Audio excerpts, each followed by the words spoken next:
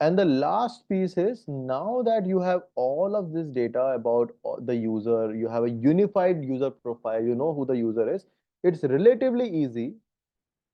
It's relatively easy now to target people based on their behavior on platform. Correct? Now that you have source that, okay, Vishal Singh has done these purchase activities on this platform and has sent us reviews on this platform, and he seems to be of this age group, etc., etc. Now I can start creating some sort of a workflow where Vishal gets emails after so and so days for this so and so products and so on, right? So this is the entire journey. Now I'll just take 1 minute to put these things in perspective. The reason you're studying all of this is because you can see here the keyword itself. Data driven personalized customer experiences. This sounds very much like what product managers are supposed to do. So this is the final thing. And what is the impact?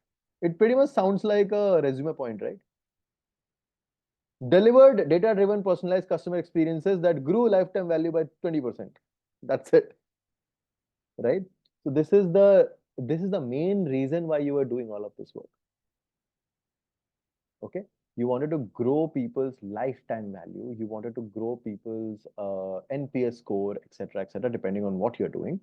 And because of that, you needed better idea of who your customers are, you needed better understanding of what they're doing, so that you can trigger a variety of things. Yeah. And for this, you needed cleaner data, and which is why you did all of this legwork of connecting privacy protocols, unifying the profiles, etc. You can do this in a rudimentary way by combining a variety of different tools and getting to this point, or you can use a single tool. So if you're getting bombarded by Zomato and Swiggy and Blinkit with very targeted messages and push notifications, behind the scene yahi ho raha hai. This is exactly what is happening. Okay.